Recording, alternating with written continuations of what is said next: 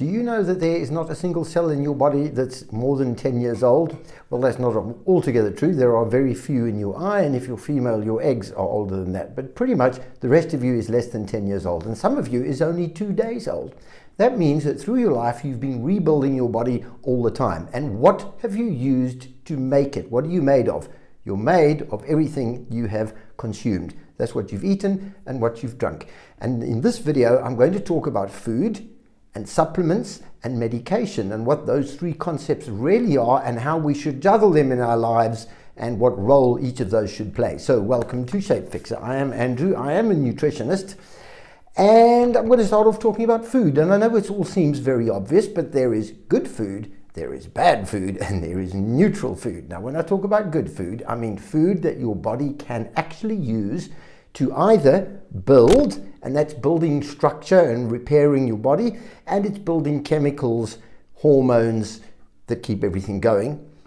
But it's also energy to run the processes.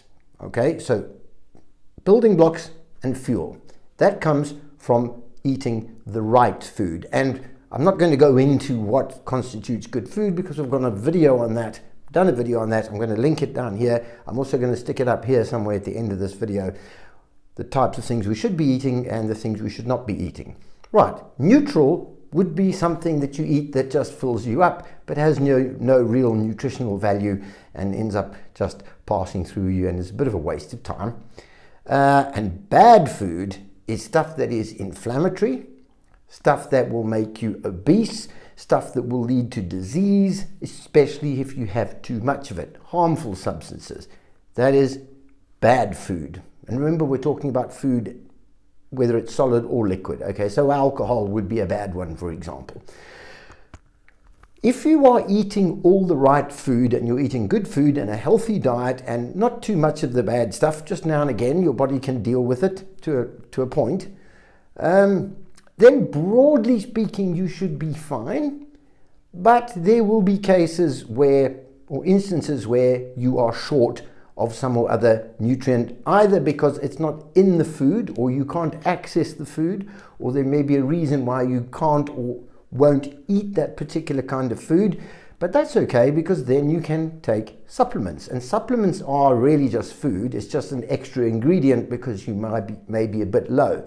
So if you are lacking in a certain vitamin, let's say you're low on vitamin C because you don't get enough vitamin C in your food, you take a vitamin C supplement, then you have enough vitamin C. It's pretty simple. It's the same with electrolytes, various minerals.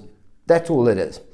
Sometimes we are deficient in an electrolyte or in a vitamin, even though it's in the food that we eat. And that is because we don't absorb it from the food. So that depends on a few things. Firstly, it's the type of food. So iron, as an example, is in meat, it is in spinach. You need to eat about 10 times as much from spinach as you do from meat because it's in a different form and it's not so easily absorbable. So you may be deficient in iron if all your iron is coming from plants. So you are more likely, if you're vegan, for example, to be anemic and need an iron supplement. Simple stuff, straightforward stuff, not complicated. If you are not going in the sun and you're not making vitamin D, you need a vitamin D supplement because you don't really get vitamin D in the right form from food. That is, you're not getting it or you're not absorbing it. There are other reasons why you wouldn't absorb it, and that could be, for example, age, because as we age, all our systems become less efficient, and we could end up with a problem absorbing certain vitamins or certain minerals, and we would be more likely to need to take supplements. Things like osteoporosis hit people later in life, and so then we need supplements to deal with that. You might be sick, in which case you're burning up certain minerals and you need, if you've got a cold, you take more vitamin C. So you would take supplements if you're not well. If you're very stressed, if you are smoking, it's going to interfere with your absorption. And if you do a lot of sport, I do a lot of sport, it means I sweat a lot, I'm outdoors running, cycling, and I take extra electrolytes, which are basically just salts. Now I do meet people, and I don't have to say I don't really understand it when they say things like, I don't believe in supplements, because I don't know what that means. I'm sure they don't mean I don't believe they exist. So I think they know they exist. I think what they're saying is, I don't believe they have any place or any value. And that's a bit odd, because if you put salt on your food, that's a supplement.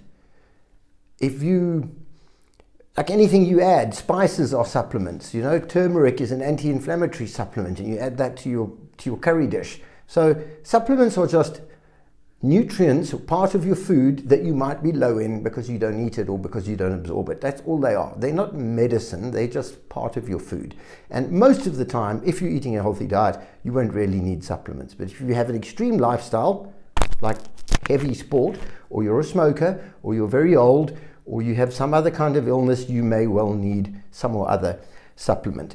And that brings me then to medication.